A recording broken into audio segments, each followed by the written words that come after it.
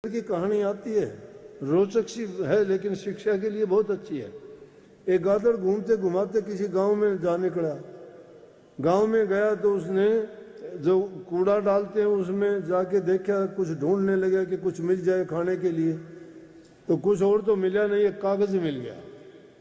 तो उसके मन में आई कि इस कागज को ले जाके और लोगों को कहूंगा कि मैं गांव में गया था और वहां के सरपंच ने मुझे लिख के दे दिया कि जा भाई तुम भी जंगल का राजा हो गया। गिद्दड़ उस कागज को लेके गया, जाके उसने आवाज लगाई, सब गिद्दड़ इकट्ठे हो गए। बोले जी क्या बात है? बोले भाई बात सुनो कि मैं आज के बाद तुम्हारा राजा हूं। बोला कैसे? बोला सरपंच ने लिख के दे दिया गांव के ने। बोला तो जी हम जो गांव में जाते हैं तो कुत्ते वो लोग हमारे पीछे पड़ते हैं। बोला किसी की ताकत नहीं, अपने पास सर्टिफिकेट है, चलो जिस दिन कहोगे घुमा लाऊंगा। मारी से की, अगर वो ये नहीं कहते उसने वो राजा नहीं माने। तो उनको भी चाव था, गांव में रोजाना बेचारे अंधेरे उजाले जाते थे, दिन के टाइम कभी जा नहीं पाते थे। तो उन्होंने सोचा, बोले भाई रात में तो देख नहीं पाते, राजा हमको दिखा के लिया गांव। बोला चलो आगे आगे और सारे जंगल के गिद्दड़ इकट्ठे होके चले। जब गांव के नजदीक पहुंचे तो कुत्तों ने देखा कि वाह, इनको तो हम ढूंढते फिरते हैं जंगल में, जब तो नहीं मिलते, आज तो सब इकट्ठे होके आगे। सब कुत्ते उनकी ओर दौड़े तो बेचारे कोई लंगड़ा था गिद्दड़, कोई बूढ़ा था, कोई बीमार था, उनसे भागा भी नहीं गया। बाकी तो सब उल्टे भाग लिए, जवान थे वो भाग लिए, अच्छे शरीर से तंदुरुस्त थे वो भाग लिए, परंतु बूढ़े बीमार जो तकलीफ वाले थे लंगड़े पंगड़े उनसे नहीं भागा गया। वो कहने लगे ना नालायक, वो कागज दिखा इनको जो सरपंच ने दे रखा कि कागज दिखा, हमें क्यों मरवाता है? बोला ये अनपढ़ से, इनको नहीं पता भाई, भाग के पैसा छुटा लो, ये अनपढ़ है सारे।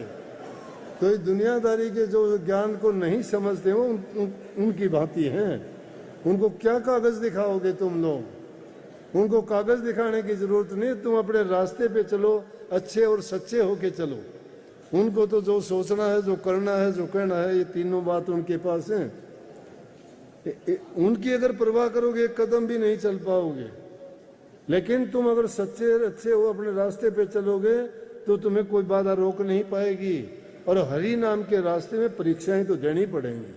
वो इतना कठिन मार्ग है, कीमती चीज को कोई ऐसे ही बाहर नहीं फेंकता। प्रभु के दर्शन, वो नाम, भक्ति बड़ी कठिन है, उसको पा लेना आसान नहीं है, मेहनत बहुत करनी पड़ेगी। उसमें तुम्हें गालियां भी खानी पड़ेंगी, लोगों की झटकी भी सुननी पड़ेंगी, तुम्हें पता नहीं क्या का क्या बोल देंगे, क्या क्या मंड देंगे तुम्हारे सिर पे। ऐसा चलता है। जगत भगत का बैर है जो केड़ा बड़बेर, वो हाल वो चीर दे साहेब करे न में। केड़ा और बड़बेर का झगड़ा यही रहता है। वो तो बेचारा हवा लागने से उसको नहीं पता कि तू बेरी को तंग कर रहा ना, पत्ता हिलेगा लेकिन बेरी का कांटा उसको चीर देगा। बताओ उसका क्या लेना देना। इसी प्रकार से कई लोगों का कोई जो मतलब नहीं होता, वो भी उनको उठपटांग जो मन में आया बोल देंगे। लेकिन अगर सच्चाई की खोज में निकले और सच्चाई चाहते हो तो ये लज्जा और ये पर्दा हटाना पड़ेगा।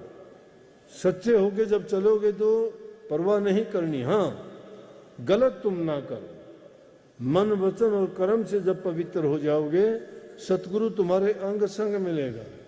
मैं वही बात कहता हूं जो मेरे साथ घटित हुई है, 90% वो कहता हूं।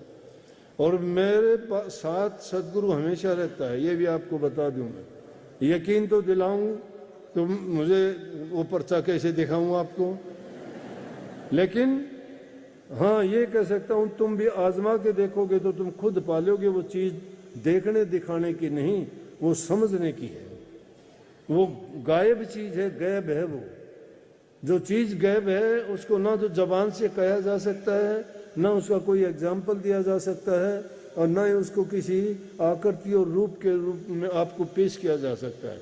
वो अदृश्य शक्ति है, वो हमेशा ही साथ रहती है।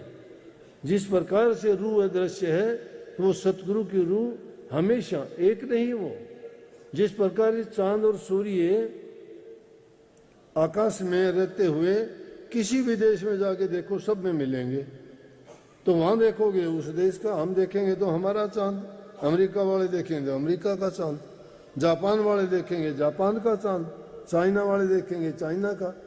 तो वो अनेक देशी भी है, सर्वदेशी भी है, एक देशी भी है। वो नाम प्रभु सर्वदेशी है, जहां कहीं भी देखो वही मिलेगा। इसलिए उसको ढूंढना और पाने के लिए सतगुरु से रास्ता, सतगुरु की शिक्षा, सतगुरु का संग और सतगुरु का आशीर्वाद जिसको जीव को मिल जाता है वो बड़ा भागी जीव होता है। और वो मिलने के बाद में अगर वो खो देता है तो उस जैसा दुष्ट नहीं है कोई भी। क्यों नहीं है कि ऐसा अवसर मिलने के बाद भी जिसने वो अवसर गवा दिया तो उसको तो नरकों में ठोर नहीं मिलती, कुंभी नरक और दूसरे और भी उससे नीचे बुरे बुरे नरक, उनमें जाना पड़ता है। आदमी अनजाने में गलती हो जाती है, वो गलती होती है। जानबूझ के जो करता है वो आदमी की गलती नहीं, वो उसकी मस्ती बेवकूफ़ी होती है। वो किसी कारण से गिरता है।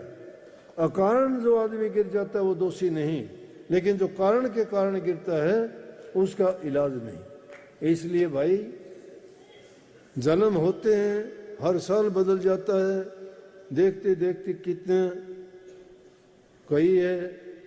फरीद जी कहते हैं कि देखते देखते क्या हो गया, बूढ़ा हो गया फरीद साहब, बड़े देश देशांतर में घूमा, बड़े प्रचार किए, दाढ़ी की तरफ देखता है तो सफ़ेद बाल हो गए, चलने के लिए पांव जवाब दे गए। एक दिन जब सुबह उठा तो कुल्ला करने के लिए कूजा उठाया, कूजा कहते पानी का एक लोटा जैसे मिट्टी के होते थे, कुल्ला करने के लिए कूजा लेने के लिए उठा तो हिम्मत नहीं हुई कि मैं उठ के वो ले लूं। और वो लिए बिना, पानी लिए बिना वो नमाज अदा करने के योग्य नहीं था। कहने लगा कि देखो कि जिन पैरों ने बड़े बड़े पठार, पहाड़, जंगल, कांटे गाए, देश देशांतर में जिन्होंने भ्रमण किया, आज किस हालत में शरीर हो गया कि मैं कूजा उठाने लायक नहीं रहा। फिर कही कि देख फरीदा जूतियां, दाढ़ी होई भूर, आगे नेड़ा आया पीछे रहिया दूर। जो पिछला था वो तो दूर गया, अब आगे आने वाला नजदीक आ रहा है मौत का टाइम। किस गफलत और घमंड में सोते हो। ये दिन गिनते के करके खुशी ना मनाओ, दुख मनाओ कि हमने जो सर्वन टाइम था वो खोते जा रहे हैं। हरि का सुमन प्रभु का नाम की कमाई करते तो अच्छा, नहीं तो हमारा इस जीवन में आने का क्या मतलब, क्या अर्थ, क्या मिला, क्या पाया। सब कुछ खो दिया हमने।